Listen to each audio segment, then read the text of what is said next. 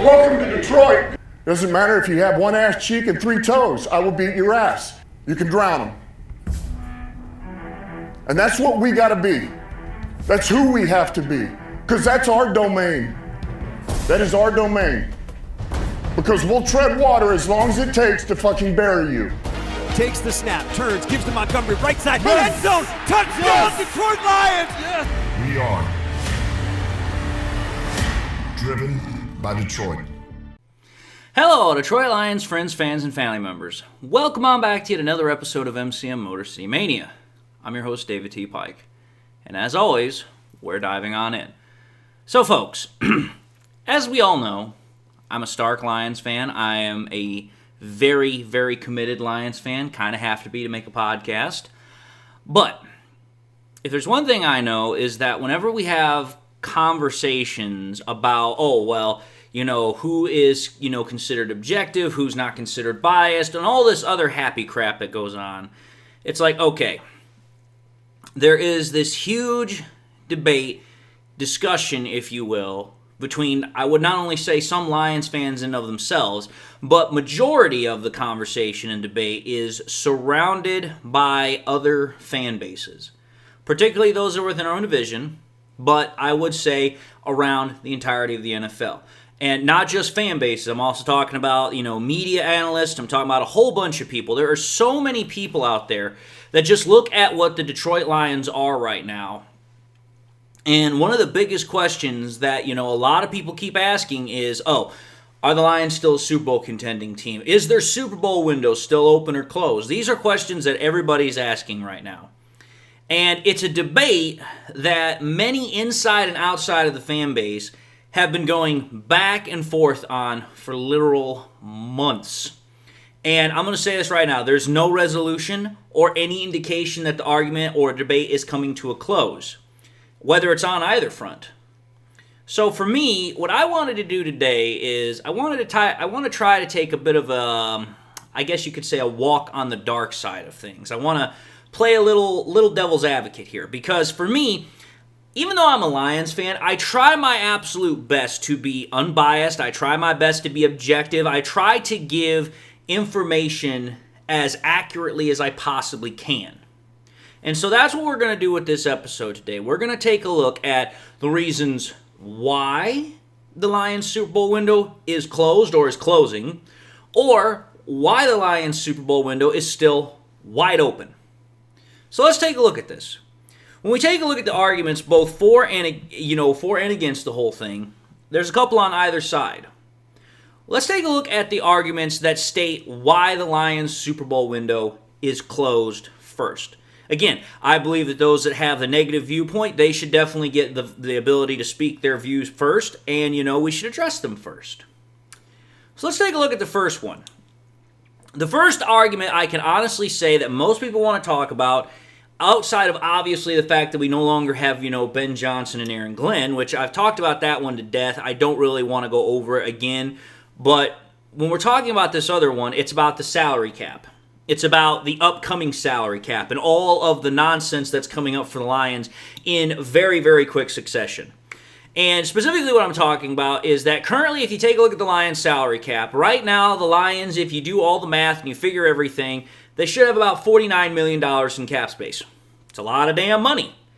But that's not the issue that people have. The issue is that next year, the Lions are going to be over the cap by far as some of the, comparison to other teams. Like, they're going to be damn near the bottom because of how far over they are in terms of salary cap. And because of that reason, a lot of people are looking at the fact that, okay, the Lions, they're about to be over the salary cap. They can't pay for all these guys that they've got coming up, such as Branch, such as Hutch, such as, Gibbs, Laporta, and all these other guys. And it's like, okay, you've got all these problems that are coming up with salary cap. You've got all these other guys you've still got to find a way to pay. It's just not possible. And a lot of people are like, okay, this is where the Lions are really going to start falling apart. This is where the Lions Super Bowl window is really going to collapse, because if you can't keep guys on the team that are integral pieces that allow you to compete for a Super Bowl, then you can't win a Super Bowl. You can't be in a Super Bowl window, so to speak. And that is, again, because of the fact that we have all these big-name players that they are due for contract extensions here relatively quickly. And for a lot of people, it's like, okay, you're about to be over the cap by a huge margin in 2026. You don't really have the money that you would like to have going into this. So it's like, okay, the Lions are already looking at that problem. Now, the salary cap definitely is a problem because, hey, you know what? You got to deal with it every year. It's what makes winning in this, salary cap age very, very difficult because the salary cap will definitely put a, how should I put this? It will put a monkey wrench on your ability to try and build the best team possible because if you're not smart with the salary cap, you will find out really quickly how fast that money will dry up.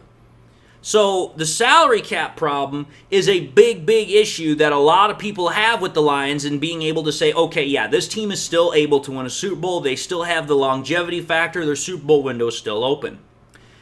The second reason that people have as to why they think the Lions are kind of out of their Super Bowl window is because of the fact that they look at the fact that, okay, we got all these guys that are either coming back from injury or, you know what, we have guys that we are not getting back regardless of injury because of the fact that they're just no longer here. And I'm going to kind of combine these two together. When we take a look at the fact of names that are, returning from injury or dealing with injury, we have guys like Hutch, who's already returned from injury, but there's a lot of people that have questions about whether or not he's going to be the same player. Obviously, we have Aleem McNeil, who's coming back from a torn ACL. We don't know when he's going to be back, but the prognosis has been that he's going to be back pretty shortly. And then we obviously have Rodrigo, who everybody knows when he's supposed to be back. According to Dan Campbell, he's not going to be back until just before Thanksgiving. So it's like, okay, there's definitely a lot of things that are going on in regards to that. It's like, okay, there's a lot of big-name players that we either don't know how they're going to perform once they come back. At least this is coming from the negative people. This is coming from the naysayers.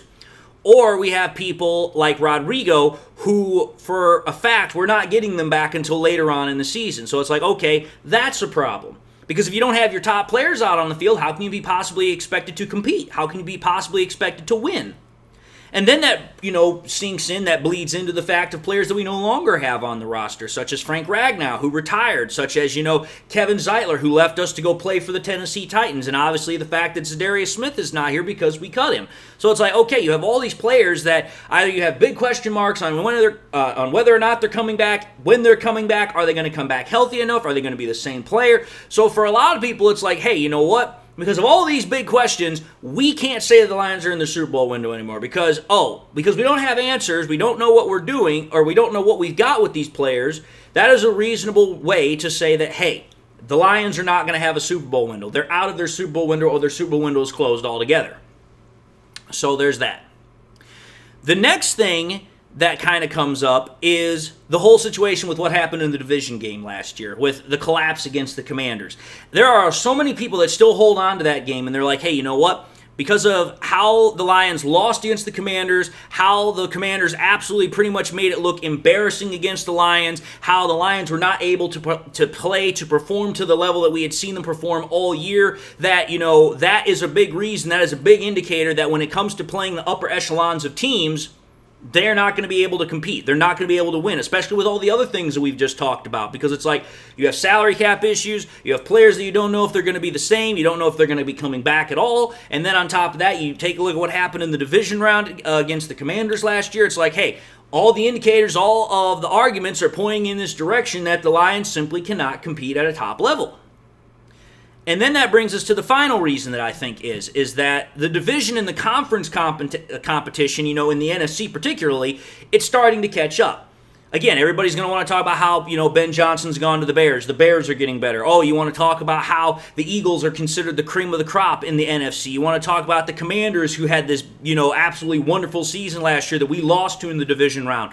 I mean, there's so many different elements that are going on here where people are like, okay, the Lions have all these outside pressures, and how can you possibly expect them to continue to be a really good team? How can you possibly expect that they're still going to perform at a high enough level to actually compete and win a Super Bowl?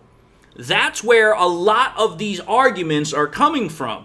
And I will say this, there's nothing wrong with the arguments. The arguments do have valid points. The arguments do have valid reasons to them. But here's what I will say.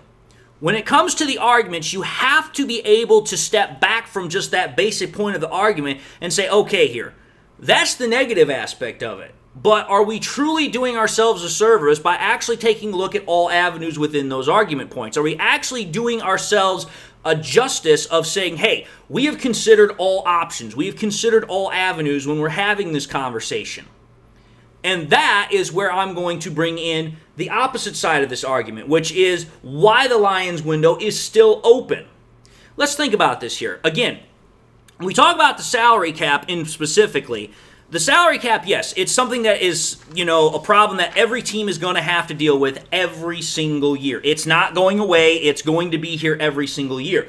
But how you handle that salary cap problem is going to be a massive point of, your ability to win or not. Well, if we take a look currently at the Lions salary cap, and this is coming from Over the Cap. If you take a look at Over the Cap, according to them at least anyway, the Lions have $40.1 million in cap space. I know I said earlier it was 49. There's a reason why I said 49. We'll get to that in a minute here. And then I also said that in 2026, the Lions have the most over the cap in regards to being in the negative. According to 2026 with Over the Cap, they're going to be at $54.4 million over. So, okay. We have a massive, massive chasm right there between one side and the other. There's almost $100 million difference. So it's like, okay, here, let's do some quick math here. Let's do some quick numbering here. We know that the base salary cap for 2025 is $279.2 million. According to Over the Cap, their projection, and again, this is not based off of anything of actual factual data, this is just a projection.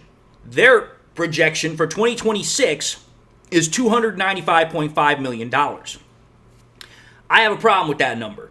The reason I have a problem with that number is because it's only a projected increase of $16.3 million. The reason that's a problem is because if you take a look over the last 4 years, the cap has increased on average $24.2 million. That is substantially well short of the $16.3 million increase that they're projecting. That is a very conservative estimate. And to me, it's not at all accurate because, again, if you also take a look at over the last 4 years, there's only been 1 year where the salary cap only increased by $16-some million. And I think that was the year after we got through with all the COVID nonsense. I think that was in 2023 or 2022. I can't remember which one. But the point of the matter is that every other single year, you're seeing increases of $20, $24, $30 million in cap space. So it's like, okay, here. 1 year out of 4 is not a good barometer of being able to say, okay, yeah, that's what we think it's going to increase. If you actually go based off of the average of $24.2 million that I came up with, I have a projection that it's probably going to be closer to about $303.4 million in 2026. Which, okay, if you take a look at that 2026 projection that I just came up with, which is actually based off of the numbers that have happened over the last 4 years, now the Lions, according to Over the Cap, if you go based off of my numbers, they're only $46.5 million over the cap. So that is definitely a substantial lesser number than 54.4. But here's the other problem with Over the Cap. Over the Cap has not factored in Ragnars Retirement yet, which again, I've talked about this in the past. But the retirement is pretty much, the best way I can, talk about it is that the retirement is very close to a post-June 1 cut. Because number one, it happened after June 1st, and it's the closest thing that they have which actually resembles a retirement move. Well, here's the thing. By doing that, the Lions are going to save $9.25 million this year. So, wait a minute here. I just said that the freaking Over the Cap people said that the Lions are at 40.1. Well, if you add 9.25 to that, all of a sudden, now you get to that $49 million that I had, which, coincidentally, that's the number that SpotRack has. So they've actually factored that in. But the reason that I use Over the Cap is because I can actually see how the numbers kind of work out when you start doing restructures, cuts, the whole 9 yards. And then that's where it comes into the second part. By saving $9.25 million this year, the Lions will then also save an additional $12.75 million in 2026. Well, wait a minute here. Let's add that 12.75 to the $46.5 million that the Lions are over for 2026. Well, wait a minute here. Now we go from being $46.5 million over the cap space in 2026 to now we're only over $33.75 million. So we have now gone by just updating a more accurate projection of the salary cap in 2023 and by adding in Ragnars Retirement reimbursement in terms of the money that the Lions are going to get back. We've gone from $54.4 million over. Now we're down to $33.75 million over. And that's just in 2 moves. But then you have to think about the true mastery of understanding how the salary cap can work. Again, the one thing that a lot of people don't remember about salary cap is rollover cap. Let's just call it for what it is. The Lions pretty much have almost $50 million worth of cap space. They're about, $600,000 off. But here's the thing. The Lions still have to work out whether or not they're going to bring back Zadarius. They also have to figure out how they're going to get back, Anzalone from this whole contract holdout that he's at. So I said, okay, you know what, fine. Let's just say that the Lions are able to roll over $40 million worth of cap space going into 2026. Well, $40 million is bigger than 33.75. So then that now means if you roll over all $40 million from 2025 into 26, now the Lions, instead of being negative in the cap, they're now $6.25 million under, $6.25 million under the cap. Again, that's better than being negative, but it's not that great because it's like, okay, you only have $6.25 million. You can't really do a whole lot with that. But that then brings into the final part of this, which I believe Brad Holmes is going to do. He's probably going to restructure Jared Goff's contract in 2026, which if Brad Holmes restructures Goff's contract and converts all of his base salary, which is $53.7 million, and he converts it all to a signing bonus, which has no impact on the cap, that would mean that the Lions are going to free up an additional $40.275 million worth of cap space. That then means that the Lions will have gone from being minus $54.4 million, according to Over the Cap for next year, to now they are going to be $46.5 million under the cap. So here's what I'm trying to say. Brad Holmes knows what the hell he's doing. He knows how to work the salary cap. He knows how to get it to a place where it's like, okay, now I actually have the ability to work with what I have to sign players, extend players, keep the team all together. So when everybody wants to take a look at that $54.4 million, over the cap for next year with over the cap's, projection, that number is extremely hollow. It is very hollow. It is not at all based upon what actual number crunching will give you. You have to understand how cap works. You have to understand how numbers break down. So that's number one.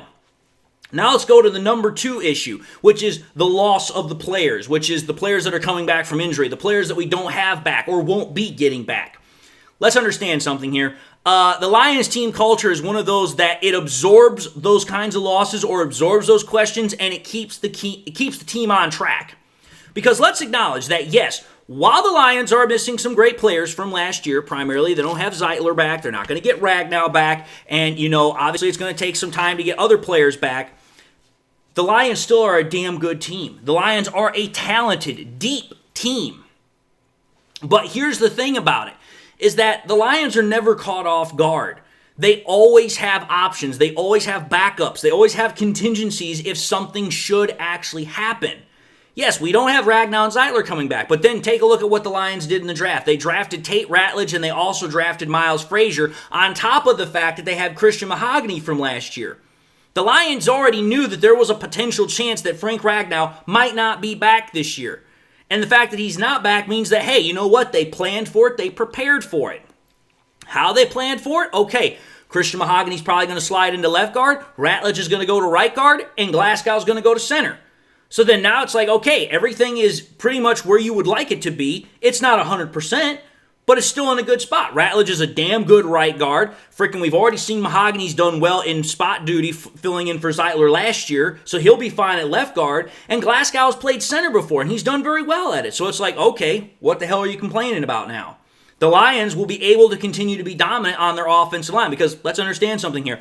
Go back to 2021. How many different starting rotations did our offensive line have? And even going into 2022, we had multiple starting rotations where guys were constantly in and out of the lineup due to injury, and yet we still maintained our dominance as an offensive line. So for those that are thinking that, because we don't have Zeitler and Ragnow now, that's somehow going to, say that we can't do something. That's ludicrous. You're not taking a look at the actual total evidence. You're not taking a look at the total facts. So there's that. But then the other thing you have to take a look at is whether or not Za'Darius comes back or not. I would love it if he would. I would love it if the Lions actually do bring him back, and I still believe that they will, even though there are people that are questioning what Brad Holmes has stated. But it's like, listen, let's just play devil's advocate. He doesn't come back. We're going to get Hutch back. Hutch, I believe, is going to be absolutely fine. Contrary to what people want to think, I believe he's going to be more than fine. We also have Hazanin. Hazanin, I've said it before, I'll say it again. The guy is like a AA Energizer bunny. He just never learns when to stop. And if Davenport can even stay remotely healthy this year, you've got a decent edge group. Now, if Davenport can't stay healthy, then you can revisit that conversation. But it's like, until that happens, you're basing everything off of you're basing everything off of an if. You're basing everything off of, okay, well, what if it happens? Well, until it does happen, you're not going to know. So for me, it's like, okay, the Lions have a culture that has shown that it's next man up. We're always going to be next man up. Hey, you know what? Somebody gets injured. No time to cry about it. No time for a pity party. We need to keep moving along. And that's how the Lions have been able to weather the storms of when guys are not in the lineup, particularly last year. Which then brings me into the third point, which is this whole issue about the division the division round game against the Commanders. I'm going to say this right now. People have blown that playoff game so wildly out of proportion, it's not even funny. I understand. The loss to the Commanders, it was a bad one. And it definitely hurt. It definitely was not good. But those who want to say that it's a catalyst as to why the Lions can't do what they want to do, which is to win a Super Bowl, are blowing it, as I said, wildly out of proportion. And there's several reasons why. First reason why, good teams lose playoff games. And then there are some teams that not only lose playoff games, or they don't even make the postseason the year prior, and then the very next year, they go and win the Super Bowl. You don't believe me? I'm going to name off some teams for you that have done that very thing. 1994 49ers, they won the Super Bowl that year after missing the playoffs in 1993. The 2024 Eagles, they won the Super Bowl after absolutely getting embarrassed by the Bucs in the wild card round. I think they lost, 9-31? The 2007 Giants barely qualified for the playoffs in 2006, and then they went on to win the Super Bowl against the 17-0 Patriots. Then you go to the next one, 2011 Giants. Didn't make the playoffs in 2010, but then the very next year they go to the Super Bowl and win against the Patriots again. The 1985 Bears got embarrassed, and I mean this, embarrassed by the 49ers in the 84 playoffs, 23-0. But then they go to the Super Bowl the very next year, and oh, that's right, they trounce, embarrass, destroy, demolish the Patriots 46-10. Then you take a look at the 2002 Buccaneers. Lost 9-31 against the Eagles in 2001. It was actually 9-32 for the Eagles losing to the Bucs in 2023, so pardon me. But the Bucs lost 9-31 to the Eagles in 2001, and then the very next year they go to the Super Bowl and spank the Raiders 48-21 in the Super Bowl. So for those that are thinking, oh, that a embarrassing playoff loss, that marks the end of a team's Super Bowl window, you don't study your own history. You don't take a look at the history. There are plenty of examples where a team that went and won the Super Bowl the previous year that either got embarrassed, they didn't make the playoffs, whatever have you. It happens all the time. So just saying that because the Lions lost 33 to, 45 against the freaking, I can't remember. It's like 33 to 45, something like that. Lost to the Commanders like that by a 14-point spread, that somehow that means they can't go back the very next year and win the Super Bowl? Check your own history, my friends. You'll get an enlightening, education. Reason number 2. Great quarterbacks have bad playoff games. And again, they bounce back by playing immaculately. So thinking that Jared Goff had a bad game against the Commanders is a reason why the Lions can't go to the Super Bowl the very next year, again, you don't know your own history. And again, great quarterbacks have bad games all the time, especially in the playoffs. It happens. And again, nobody wants to talk about how damn great Jared Goff was in the 2023 postseason. In the 2023 postseason, literally, and I mean this quite literally, Jared Goff was immaculate in the postseason. He was literally almost 70% completion rate, 837 yards for 7.5 an average a throw, 4 touchdowns for almost 4 touchdown percentage per rate per throw, no interceptions, with a 103.3 passer rating. That's about as good as a quarterback can play in the postseason. Absolutely played immaculately. But nobody wants to talk about that. All they want to talk about is that one game against the Commanders, and it's like, So we want to focus on one game rather than 3 games where Goff was absolutely perfect in the previous postseason. Tell me how that argument makes any sense or has any sort of bearance or weight on the total overall wealth of information that I presented. The point of the matter is, and the evidence shows, that it doesn't. And then the final reason is that believing, and again, I don't like talking about this because I've talked about it quite a bit, but believing that somehow the Lions coordinators were what got the Lions as far as they did, and that, without them, they can't go to the playoffs because, somehow or another, they're the reason we got there in the first place. Bull crap. That's not true at all. Because, again, the coordinators, they call the plays, but it's the players' jobs. It's the players' responsibility to get those plays to work. So by saying that, we don't have those coordinators, we can't go to the Super Bowl. By not having those coordinators, we can't have the ability to win. Really? Just put out an example. The 2023 Eagles lost both their offensive and defensive coordinator, went into 2024 with brand new ones. Oh my God, they got to the Super Bowl, they won the Super Bowl. And not only did they win the Super Bowl, again, they embarrassed their competition, which was the Chiefs. So the point I'm trying to drive here is that just because you have a bad playoff loss, it's not an indicator that you can't go right back the very next year and win. Because again, playoff performances are not indicative of what either the team or the player is going to do in the future. It's only indicative of what happened in the moment when it happened. And again, to try and say that, that's still a reason why the team's not good. Really? Wait a minute here. How many starters on defense did the Lions have missing in that game? We didn't have Hutch, we didn't have McNeil, we didn't have Rodrigo, we didn't have Barnes, we didn't have Davis.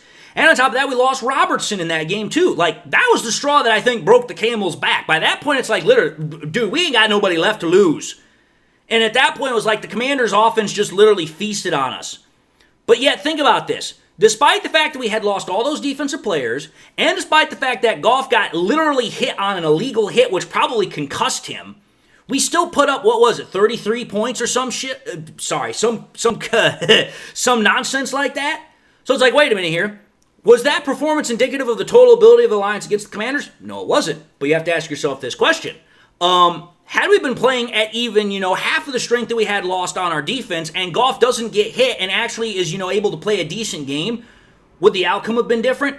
Oh, hell yes, it would have been different. Almost certainly it would have been different. Everybody wants to take a look at what the Lions did in that game and say, that's an indicator of what they are. You want to talk about an indicator of what they are? A team that's missing 16, 17 players on defense due to IR, a quarterback that gets hit in the head illegally and is likely concussed. You think that's an indicator? If that's your reasoning, you don't know ball. You're just a hater and you don't want to actually use your cranium. It's that simple. But anyway, y'all will take a look at these arguments. Y'all will listen to them, or maybe you won't. But whatever the case might be, all I ask is you at least keep an open mind and please, please, please at least be respectful. But having said that, I'm going to end this episode and say thank you all for watching another episode of MCM Motor City Mania. If you like what you saw, by all means, highly encourage y'all to watch the next episode. Also encourage y'all to do one of these 3 things: like, comment, and subscribe. If by chance you subscribed in the past and forgot to do so at the time, I want to highly encourage y'all, please, make sure you hit that bell notification icon so that way you guys never miss any more content that I push out. Having that bell notification icon on will alert you to when I have new content, so that way you guys aren't missing out on content. You guys have no idea how many times I get comments saying, when am I going to push out new content? I push out content almost every single day. By turning that icon on, you never have to worry about that anymore.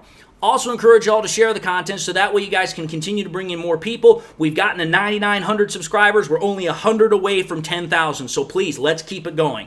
And with that, I hope you all enjoyed the content. Again, I hope I was able to clear up some things. Hopefully was able to bring new perspectives and present more information. That's what I try to do with every piece of content that I make. Hope you all have something in your life that makes you happy, makes you smile. God bless, my friends. And until the next time we meet, I'll see you all in the next episode.